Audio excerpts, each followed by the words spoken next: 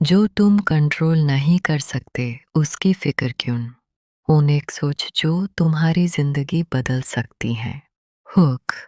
क्या आपने कभी महसूस किया है कि आपका दिमाग कभी रुकता ही नहीं। एक फिक्र खत्म होती है तो दूसरी शुरू हो जाती है। कल क्या होगा, लोग क्या कहेंगे, रिजल्ट कैसा आएगा, अगर सब कुछ प्लान के मुताबिक ना हुआ तो। और फिर धीरे धीरे ये फिक्रें इतनी बढ़ जाती हैं कि इंसान जीना भूल जाता है। लेकिन आज मैं आपसे एक सवाल पूछना चाहता हूँ। क्या आपकी फिक्र ने कभी किसी चीज़ का नतीजा बदला है? अगर जवाब नहीं है तो फिर हम अपनी ज़िंदगी का इतना कीमती वक्त उन बातों पर क्यों ज़ाया करते हैं जो हमारे इख्तियार में ही नहीं। इंट्रो। अस्सलामु अलैकुम।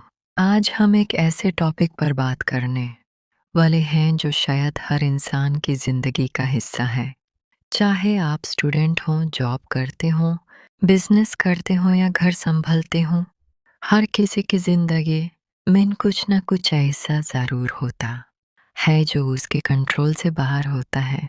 लेकिन असल सवाल यह नहीं कि मुश्किलात आएंगी या नहीं। असल सवाल यह है कि क्या हम अपनी पूरी ज़िंदगी उन चीज़ों की फिक्र में गुजार देंगे जिन्हें हम बदल ही नहीं सकते। हम इतनी फिक्र क्यों करते हैं? इंसान का दिमाग हमेशा फ्यूचर को प्रिडिक्ट करना चाहता है। वो हर मुमकिन सिचुएशन का जवाब पहले ही ढूंढना चाहता है। इसीलिए हम ओवर थिंकिंग करते हैं, लेकिन ज़्यादातर वो तमाम सिनेरियोज कभी हकीकत बनते ही नहीं। हम अपने दिमाग में डरावनी कहानियाँ बना लेते हैं और फिर उन्हीं कहानियों से खुद ही डरने लगते हैं।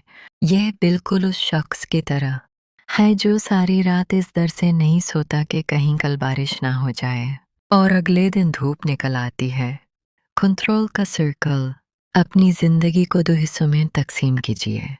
पहला हिस्सा जो आपके कंट्रोल में है, आपकी मेहनत, आपका रवैया, आपकी दुआ, आपकी नीयत, आपकी आदतें, आपका वक्त का इस्तेमाल।